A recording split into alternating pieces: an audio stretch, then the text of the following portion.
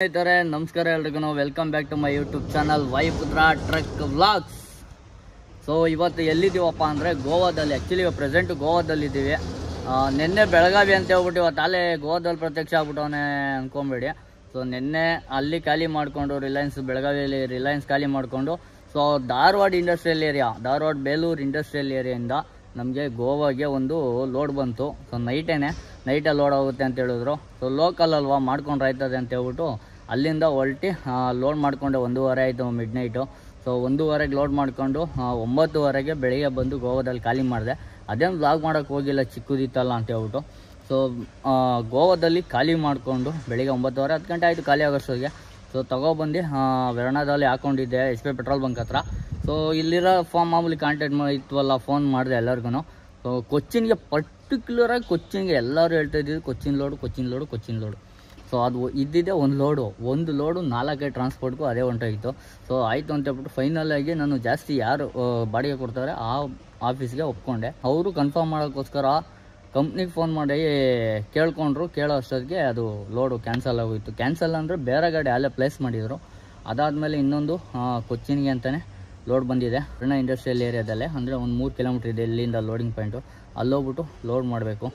So ಹೋಗಿ load ಮಾಡೋಣ. ಮಾಡಾದ್ಮೇಲೆ ಕೊಚ್ಚಿನ್ಗೆ ಹೋಗಿ ಖಾಲಿ ಮಾಡಬೇಕು. ಎಷ್ಟು ಅಂದರೆ ಟನ್ನೇಜ್ ಏನು ಹೇಳಿಲ್ಲ, ಒಂದು 3-4 ಟನ್ ಬರುತ್ತೆ ಅಂತ ಹೇಳೋರೆ.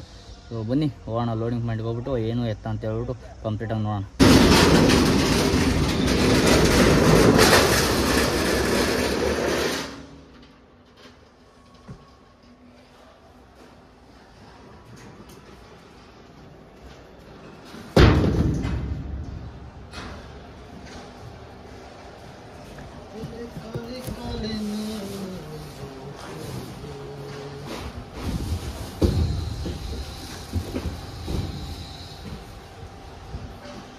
ಈ ಥರ ಟೈರ್ ಇಕ್ಕೊಂಡು ಈ ಥರ ಲೋಡ್ ಹೊಡೆಯೋದೇ ಬೆಸ್ಟೆಸ್ಟು.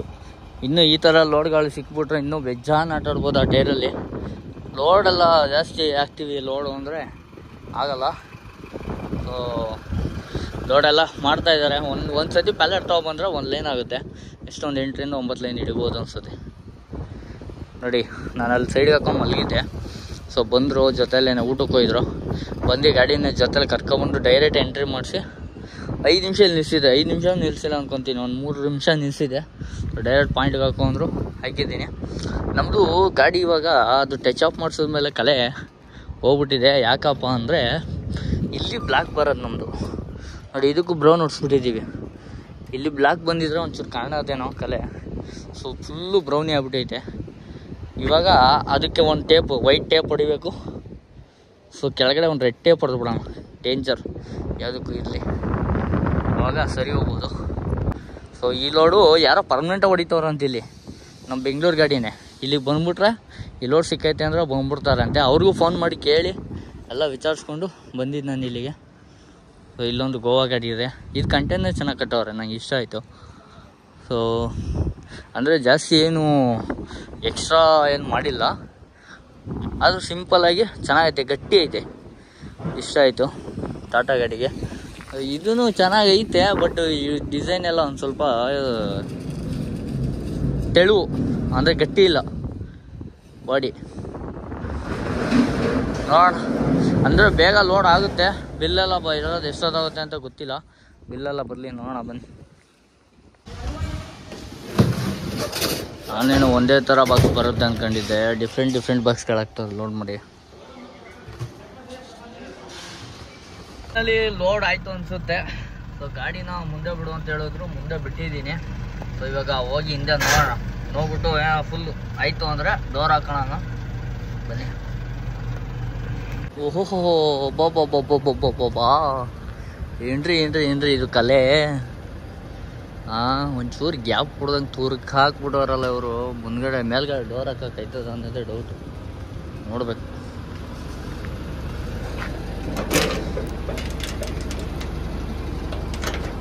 ಊರಾಗ್ಯಾ ಫುಲ್ ಇನ್ನೆಲ್ಲಿದೆ ಜಾಗ ಅಲ್ಲಿ ಫುಲ್, ಅದೇ ಫುಲ್ಲು. ನನಗೆ ಇಲ್ಲಿ ಮೇಲೆ ಡೌಟು ಹಾಕೋದಲ್ಲ, ಆಗೋದು ಲಾಕ್ ಆಗೋ ಡೌಟು. ಸೊ ಡೋರೆಲ್ಲ ಕ್ಲೋಸ್ ಆಯಿತು. ಇದು ಲಾಕ್ ತಂದಿದ್ದೀವಲ್ವ, ಲಾಕ್ ಹಾಕ್ಬಿಡೋಣ. ಸುಮ್ಮನೆ ಯಾಕೆ ರಿಸ್ಕು. ಏನಿದು ಸೌಂಡು? ಸೌಂಡ್ ಗೊತ್ತಾಯ್ತಲ್ಲ.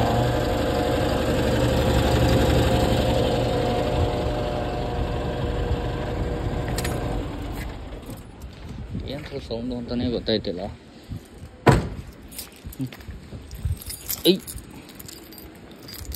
ಎಲ್ಲ ಲಾಕ್ ಮಾಡಿದ್ದಾಯ್ತು. ಇದ್ರಲ್ಲಿ ಎಷ್ಟು ಕೀ ಕೊಟ್ಟಿದ್ದಾರೆ ಗೊತ್ತಾ? 4 ಕೀ ಕೊಟ್ಟವ್ರಪ್ಪ. ಏನು ಕೀ ಯೂಸ್ ಆಗದೆ ಇರೋ ಥರ 4 ಕೀ ಕೊಟ್ಟವ್ರೆ. 4 ಕೀ ಏನು ಯೂಸ್ ಆಯ್ತದೆ? ಸೊ ಬನ್ನಿ ಸೈಡ್ಗೆ ಹಾಕೋಣ. ಬಿಲ್ಲೆಲ್ಲ ಎಷ್ಟು ಗಂಟೆ ಬರುತ್ತೆ ಏನು ಅಂತ ಗೊತ್ತಿಲ್ಲ.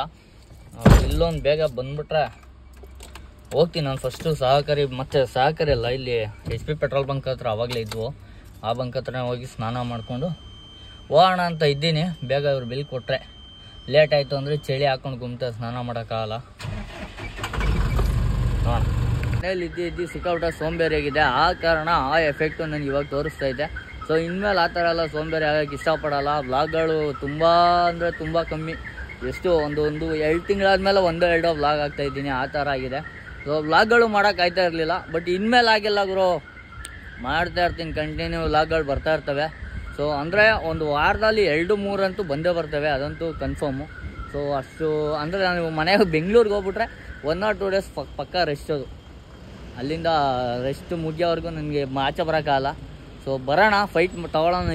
ಇವಾಗಿಂದನೇ ಏನೋ ಒಂಥರ ನನಗೆ ಹುಮ್ಮಸ್ಸು ಬಂದ್ಬಿಟ್ಟೈತೆ. ಸೊ ರಿಕವರ್ ಆಗೋಣ.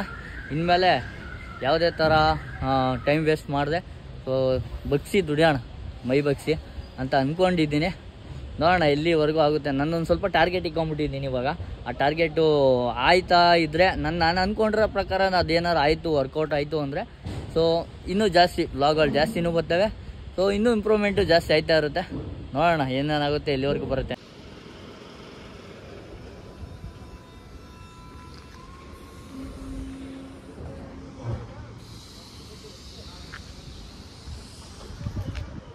ಸುಮಾರು 1 hour ಆಯಿತು ಗುರು ಲೋಡ್ ಆಗಿ. ಇನ್ನೂ ಬಂದಿಲ್ಲ ಬಿಲ್ಲು ಯಾವಾಗ ಬರುತ್ತೆ ಅಂತಲೂ ಗೊತ್ತಿಲ್ಲ. ಬೇಗ ಬಂದಿದ್ರೆ ನನ್ನ ಪ್ಲಾನ್ ಏನು ಗೊತ್ತಾ? ಇವಾಗ ಬಿಲ್ ಬಂತು ಅಂದರೆ ನಾಳೆ ಬೆಳಿಗ್ಗೆ ಅಷ್ಟೊತ್ತಿಗೆ ನಾವು ಮಂಗಳೂರು ರೀಚ್ ಆಗಬೇಕು. ನಾಳೆ ಬೆಳಿಗ್ಗೆ ಮಂಗಳೂರು ರೀಚ್ ಆಗಿಬಿಟ್ರೆ ಸೊ ನೈಟ್ವರೆಗೂ ಆರಾಮಾಗಿ ಟೈಮ್ ಪಾಸ್ ಮಾಡ್ಬೋದು. ಆ ಬಿಸಿಲಲ್ಲಿ ಗಾಡಿ ಹೊಡೆಯೋಕೆ ಆಗೋದೇ ಇಲ್ಲ ಬಿಡಿ. ಆಮೇಲೆ ಕೇರಳದಲ್ಲಿ ಸಿಂಗಲ್ ರೋಡಲ್ಲಿ ಗಾಡಿ ಅಂತೂ ಹೊಡೆಯೋಕ್ಕಾಗಲ್ಲ ಬೆಳಿಗ್ಗೆ ಹೊತ್ತು. ಗಾಡಿಗಳ್ದು ಹಿಂಸೆ, ಬೇರೆ ಗಾಡಿಗಳದೆಲ್ಲ ಹಿಂಸೆ ಇರುತ್ತೆ.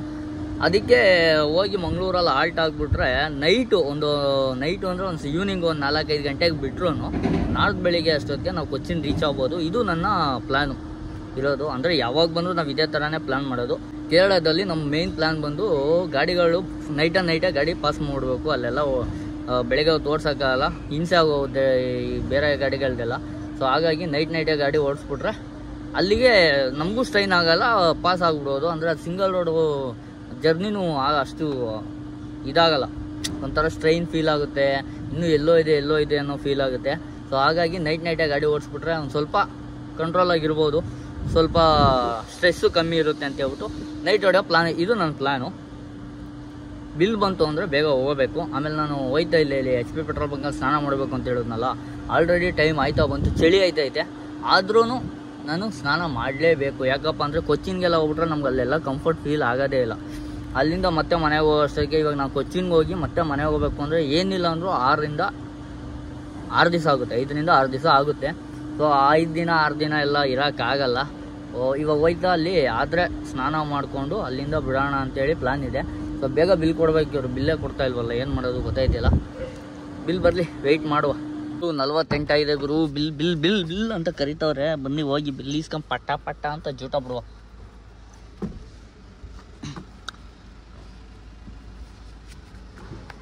ಬಿಲ್ ಕೊಡೋದು ನೋಡಿದ್ರೆ ಒಂದೊಂದು ಇದ್ರದ್ದು A4 ಶೀಟ್ದು ಒಂದೊಂದು ಬಂಡಲ್ ಕೂಡ 2 ಬಂಡಲಲ್ಲಿ 4 ಬಿಲ್ ಕೊಡ್ತಾರೆ ಅನ್ಸುತ್ತೆ ಅಷ್ಟೇ. ನೋಡಿ ಇದು ಎಷ್ಟು ಪೇಜ್ ಇದೆ ಬಿಲ್ಲು, ಒಂದು 25-30 ಪೇಜ್ ಇರ್ಬೇಕು ಇದು ಬಿಲ್ಲು, ಅಷ್ಟಿದೆ. ಸೊ ಗಾಡಿ ಲೋಡ್ ಆಗಿದ್ದಕ್ಕೆ 300 ರೂಪಾಯಿ ಕೊಡ್ಬೇಕಂತೆ ಇಲ್ಲಿ. ಸೊ 300 ರೂಪಾಯಿ ಇಲ್ಲಿ, 200 ರೂಪಾಯಿ ಕಟ್ ಮಾಡಾಕ್ತಾರಂತೆ ಅನ್ಲೋಡಲ್ಲಿ, 500 ರೂಪಾಯಿ ಕಟ್ಟು. ಸೊ ಇವಾಗ ಈ ಬಿಲ್ದು ಫೋಟೋ ಹೊಡ್ಬಿಟ್ಟು ಕಳ್ಸೋಣ ಅವ್ರಿಗೆ, ಅಡ್ವಾನ್ಸ್ ಹಾಕ್ಸ್ಕೊಳ್ಳೋಣ. ಬನ್ನಿ. ಬಿಲ್ಲೆಲ್ಲ ಇಸ್ಕೊಂಡು ಇಂಡೆಂಟ್ಗೆ ಏನೋ ಮಾತಾಡ್ತಾವ್ರೆ ಇವರು. 2 ಪೇ ಹೇಳಿದ್ರು ನಾಳೆ ಸಿಗುತ್ತೆ ಅಂತ ಹೇಳ್ಬಿಟ್ಟು. ನಾನು ಇರಲಿ ಪರವಾಗಿಲ್ಲ ಅಂತೇಳಿ ಸುಮ್ಮನೆ ಇದ್ದೆ. ಇವಾಗ ಫೋನ್ ಮಾಡಿ ಇಂಡಿಯನ್ಗೆ ಒಂದು 5-10 ನಿಮಿಷ ನಾನು ಮಾತಾಡ್ತೀನಿ ಅಂತ ಹೇಳಿದ್ದಾರೆ. ನೋಡೋಣ ಅವರೇನೋ ಮಾತಾಡಿ ಕ್ಲಿಯರ್ ಮಾಡಿಸಿದ್ರು ಅಂದರೆ ಏನು ಮಾಡೋದು. ಅಲ್ಲಿ HP ಪೆಟ್ರೋಲ್ ಬಂಕ್ ಹತ್ರ ಹೋಗೋಣ.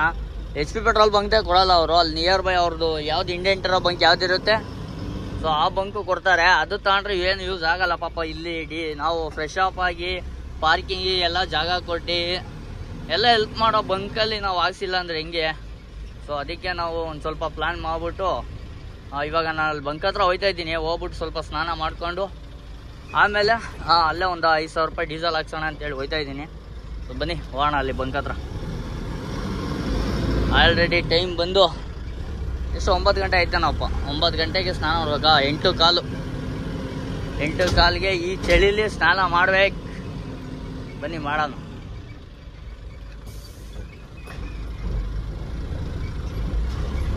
ಡೀಸೆಲ್ ಹಾಕ್ಸ್ಕೊ ಬಂದು ಅಲ್ಲೇ ಒಂದು ಬಕೆಟ್ AdBlue ತೊಗೊಂಡೆ.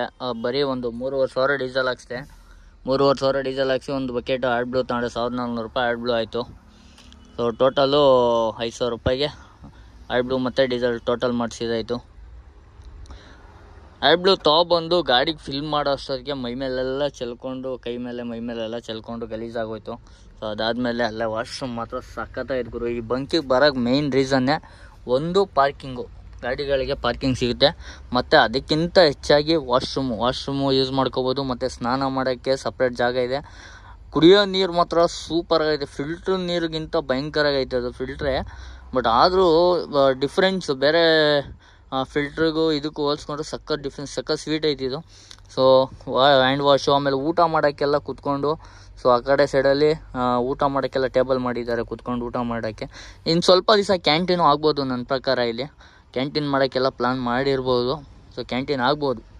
ಸೊ ಇಷ್ಟೆಲ್ಲ ಫೆಸಿಲಿಟಿ ಇದೆ. ಕ್ಯಾಮ್ರಾಗಳು ಮಾತ್ರ ನೋಡಿ, 1, 2 ಇಲ್ಲೊಂದಿದೆ, 3, ಮತ್ತು ಚಾರ್ಜರ್ ಪಾಯಿಂಟ್ ನೋಡಿ, ಚಾರ್ಜರ್ ಪಾಯಿಂಟು, ATM, ಆ ಕಡೆ ಪಂಚರ್ ಅಂಗಡಿ ಇದೆ ಆ ಸೈಡು. ಸೊ ಇಷ್ಟೆಲ್ಲ ಒಂದು ಬಂಕಲ್ಲಿ ಇಷ್ಟೆಲ್ಲ ಫೆಸಿಲಿಟಿ ಇದೆ ಅಂದರೆ ನಿಜಕ್ಕೂ ಗ್ರೇಟು ಈ ಗಾಡಿ ಬಂಕ್ ಓನರು. ಸೊ ನಮಗೂ ತುಂಬ ಖುಷಿ ಆಗುತ್ತೆ. ಎಲ್ಲ ಇಲ್ಲೇ ಇದೆ ಗುರು. ಕ್ಯಾಂಟೀನು ಒಂದು ಆಗಿಬಿಟ್ರೆ ದೇವ್ರೇ, ಆಪೋಸಿಟ್ ಪಾರ್ಕಿಂಗ್ ಮಾಡ್ಕೊಂಬಿಡೋದು. ಆಪೋಸಿಟ್ ಸೈಟ್ನ ಪಾರ್ಕಿಂಗ್ ಮಾಡ್ಕೊಂಡು ಆರಾಮಾಗಿ ಏನು ನಮಗೇನು ಲಾಸ್ ಇಲ್ಲ ಗುರು. ಒಂದು 50 ರೂಪಾಯಿ ಪಾರ್ಕಿಂಗ್ ಕೊಟ್ಟರು ಏನು ಲಾಸ್ ಇಲ್ಲ. ಒಳ್ಳೆ ಫೆಸಿಲಿಟೀಸ್ ಎಲ್ಲ ಸಿಗ್ತಾಯಿದೆ. ಸೊ ಹಂಗೇನೆ ಸ್ನಾನ ಎಲ್ಲ ಮಾಡ್ಕೊಂಡು ಬಂದೆ ನಾನು. ಹೋಗ್ಬಿಟ್ಟು ಫುಲ್ಲು ಫ್ರೆಶ್ ಅಪ್ ಆಗ್ಬಿಟ್ಟು. ಆದರೂ ಒಂದು ಸ್ವಲ್ಪ ನೋಡಿ ಬೆವರು, ಇಲ್ಲಿ ವೆದರ್ ಒಂಥರ ಬೆವರು ಸಮುದ್ರ ಬೀಚ್ ಎಲ್ಲ ಪಕ್ಕದಲ್ಲೇ ಇರೋದ್ರಿಂದ ಸ್ವಲ್ಪ ಬೆವ್ರ ಥರ ಫೀಲ್ ಆಗುತ್ತೆ. ಹೋಗಿ ಸ್ನಾನ ಮಾಡ್ಕೊಂಡು ಬಂದೆ ಆರಾಮಾಗಿ, ಒಳ್ಳೆ ಫ್ರೆಶ್ ಅಪ್ ಆಗಿ. ಗಾಡಿ ಎಲ್ಲ ತೊಳ್ಕೊಂಡೆ ನೋಡಿ, ಗ್ಲಾಸ್ ಎಲ್ಲ ಕ್ಲೀನಾಗಿ ಒರೆಸ್ಕೊಂಡು ತೊಳ್ಕೊಂಡಿದ್ದೀನಿ. ಇನ್ನೂ ವೈಪರ್ ಕೂಡ ಕ್ಲೋಸ್ ಮಾಡಿಲ್ಲ. ಸೊ ಇವಾಗ ಹೊರಡ್ಬೇಕು ಇಲ್ಲಿಂದ. ಸಾಕು, ಇಲ್ಲಿ ಟೈಮ್ ಪಾಸ್ ಮಾಡಿದ್ದು. ಹೊರಡೋ ಟೈಮು ಮುಂದೆ ಹೋಗ್ಬಿಟ್ಟು ಹೋಟ್ಲಲ್ಲಿ ರವಿ ಕೆಫೆಯಲ್ಲಿ ಊಟ ಗೀಟ ಮಾಡಿಕೊಂಡು ಹೊರಡುವ ಅಂದ್ಕೊಂಡಿದ್ದೀನಿ. ಸೊ ಬನ್ನಿ ಹೊರಡೋಣ ಇಲ್ಲಿಂದ. 3,500 ಡೀಸೆಲ್ ಹಾಕ್ಸಿದ್ದಾಯಿತು. ಇವಾಗ ಇಲ್ಲಿಂದ ಹೊರಡೋಣ. ಟೋಟಲ್ 7,000 ರೂಪಾಯಿ ಡೀಸೆಲ್ ಆಯಿತು. ಮಂಗಳೂರು ಬಿಟ್ಟು ಮಾಹೆಗೆ ಹೋಗ್ಬೇಕು ನಾನು. ಈ ಡೀಸೆಲಲ್ಲಿ ಮಾಹೆಗೆ ಹೋಗ್ಬಿಟ್ರೆ ಅಲ್ಲಿಂದ 200 ಕಿಲೋಮೀಟ್ರಿಗೆ ಏನು ಹಾಕ್ಸೋದು ಅಂತ ಯೋಚನೆ ಮಾಡ್ತಾ ಇದ್ದೀನಿ. ನೋಡೋಣ, ಅಲ್ಲಿಂದ ಒಂದು 200 ಕಿಲೋಮೀಟ್ರ್ ಹೋಗಬೇಕು. ನಾಳೆ ಅಡ್ವಾನ್ಸ್ ಬರುತ್ತೆ. ಇನ್ನೂ ಅಡ್ವಾನ್ಸ್ ಏನು ಕೊಟ್ಟಿಲ್ಲ ಅವರು. ನಾಳೆ ಅಡ್ವಾನ್ಸ್ ಬರುತ್ತೆ ಅಂತ ಹೇಳಿದ್ರು. ನನ್ನ ಹತ್ರ ಇರೋ ಕಾಸಲ್ಲಿ ಹಾಕ್ಸ್ಕೊಂಡಿದ್ದೀನಿ. ಸೊ ಇವಾಗ ಹೊರಡೋಣ. ವೈತಲ್ಲಿ ಊಟ ಮಾಡ್ಕೊಂಡು ಹೊರಡೋಣ ಬನ್ನಿ.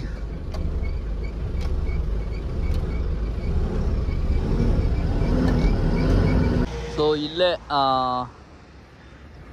ಏನು ಕಾರವಾರ ಹೋಗೋ ರೋಡಲ್ಲಿ ಬಂದು ಒಂಚೂರು ಹೊಟ್ಟೆ ತುಂಬ್ಕೊಳ್ಳೋಣ ಅಂತ ಹೇಳ್ಬಿಟ್ಟು ಒಂಚೂರು ರೈಸ್ ತೊಗೊಂಡೆ.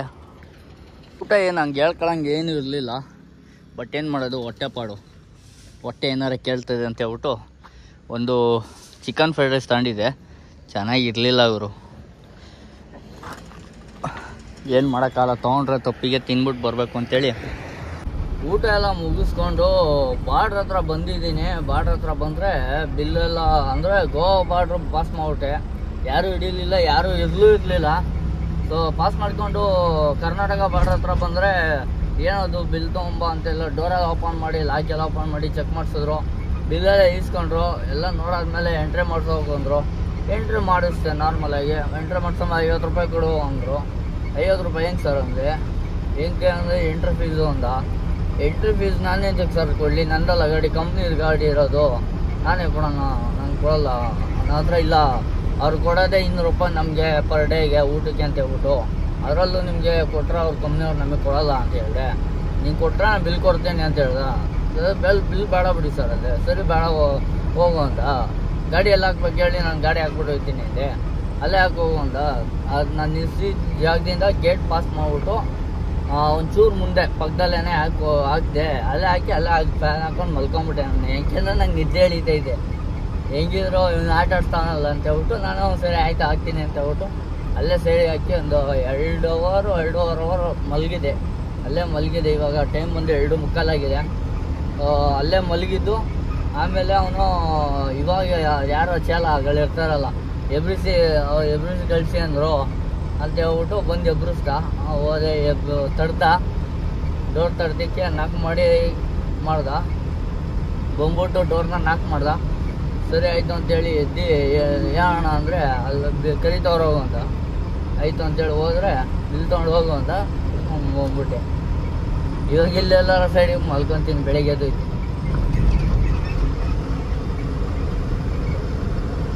ರಾತ್ರಿ ಅಂತೂ ಜಾಸ್ತಿ ಗಾಡಿ ಓಡ್ಸೋಕ್ಕಾಗಿಲ್ಲ. ಅದಕ್ಕೆ ಇಲ್ಲಿ ಕಾರವಾರಿಂದ ಸ್ವಲ್ಪ ಹಿಂದೆ ಒಂದು ಊರು ಬರುತ್ತೆ. ಆ ಊರಲ್ಲಿ ಒಳಗಡೆ ಅಂದರೆ ಹೈವೇ ನೋಡಿ ಅಲ್ಲಿದೆ ಮುಂದೆ. ಹೈವೇಯಿಂದ ಒಳಗಡೆ ತೊಗೊಂಡು ಹಾಕ್ಕೊಂಡಿದ್ದೀನಿ. ಯಾಕಪ್ಪ ಅಂದರೆ ಹೈವೇಲಿ ನಿಲ್ಸೋಕ್ಕೆ ಜಾಗ ಇಲ್ಲ. ಅಂದರೆ ರೋಡಲ್ಲೂ ನಿಲ್ಸೋಕ್ಕಾಗಲ್ಲ. ಅದಕ್ಕೆ ಸ್ವಲ್ಪ ಒಳಗಡೆ ತೊಗೊಂಬಂದು ಜಾಗ ಸಿಕ್ಕಿತ್ತು, ಇಲ್ಲೇ ಹಾಕ್ಕೊಂಡು ಮಲಗಿದ್ದೆ. ಇವಾಗ ಎದ್ದಿದ್ದೀನಿ. ಟೈಮ್ ಬಂದು 7:51 ಆಗಿದೆ ಟೈಮು. ಸೊ ಇವಾಗ ಇಲ್ಲಿಂದ ಹೊರಡಬೇಕು. ಇಲ್ಲಿಂದ ಮಂಗಳೂರು ಬಂದು 270 ಕಿಲೋಮೀಟ್ರ್ ಇದೆ. ಇಲ್ಲಿಂದ ಟೋಟಲ್ ಇವಾಗ ಒಂದು 250 ಕಿಲೋಮೀಟ್ರ್ ಹೋಗ್ಬೇಕು ಅಂದರೆ ಒಂದು 5 ಅವರ್ ಹೋಗ್ಬೋದು. ಬನ್ನಿ ಹೋಗೋಣ. ಇಲ್ಲಿಂದ ಒಳ್ಳೆ ನಿದ್ದೆ ಆಗಬೇಕು ಅಂದ್ಕೊಂಡೆ. ರಾತ್ರಿ ಅಲ್ಲಿ ಚೆಕ್ ಪೋಸ್ಟ್ ಹತ್ರ ಮಲಗಿದ್ನ, ಅಲ್ಲೂ ಒಳ್ಳೆ ನಿದ್ದೆ ಆಗಿತ್ತು. ಇಲ್ಲಿ ಸ್ವಲ್ಪ ಸೊಳ್ಳೆ ಕಟ ಇದ್ದಿದ್ದರಿಂದ ಅಷ್ಟೇ ನಿದ್ದೆ ಆಗಿಲ್ಲ. ಬನ್ನಿ ಹೊರಡೋಣ ಇಲ್ಲಿಂದ ಬೇಗ.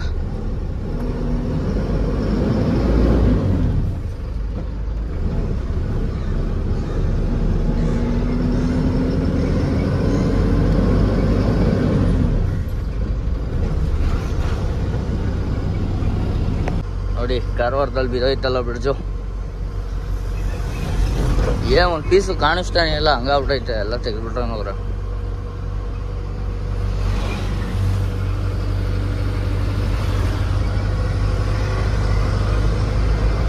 ಏನು ಸಖತ್ತಾಗಿದೆ. ಅವರು ಬೆಳಗ್ಗೆ ಈ ಥರ ಎಲ್ಲ ನೋಡಬೇಕು ಅಂದರೆ ಪುಣ್ಯ ಮಾಡಿರ್ಬೇಕು. ನೋಡಿ ಇದು ನೋಡಿ ಹೆಂಗಿದೆ, ಲಕ್ಷ ರೂಪಾಯಿ ಥರ ಇದೆ.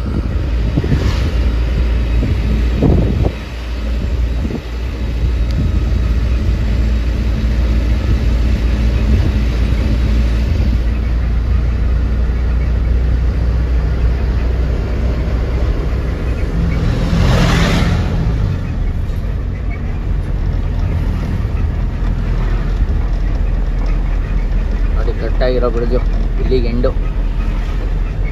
ಲಾಸ್ಟ್ ಟೈಮ್ ನೋಡಿದಾಗ ಬ್ರಿಡ್ಜು ಅದು ಇಲ್ಲೆಲ್ಲ ಇತ್ತು ಮಧ್ಯದಲ್ಲಿ. ಇವಾಗ ನೋಡಿದ್ರೆಲ್ಲ ಎತ್ಬಿಟ್ರಂಗೆ ಕಾಣಿಸ್ತಾ ಇಲ್ಲ. ನೋಡಿ ಹೆಂಗೆ ಕಟ್ಟಾಗಿದೆ. ಆದರೂ ಭಯ ಗುರು, ಇಂಥವೆಲ್ಲ ನೋಡ್ತಾ ಇದ್ರೆ ಜೀವನದಲ್ಲಿ ಒಂಥರ ಜಿಗುಪ್ಸ ಬಂದಂಗೆ ಹೋಗ್ತದೆ. ಬೇಕಾದ್ರೆ ಇನ್ಫೀಲ್ಡ್ ಅನಿಸ್ತದೆ. ಏನು ಮಾಡೋಕ್ಕಾಗಲ್ಲ. ಇಷ್ಟಪಟ್ಟು ಬಂದಿರೋದಲ್ವಾ, ಏನೇ ಆದರೂ ಅನುಭವಿಸ್ಕೊಂಡು ಹೋಗ್ಬೇಕು ಅಂತೇಳಿ ಮಾಡ್ತಾಯಿದ್ವಿ ಅಷ್ಟೇ.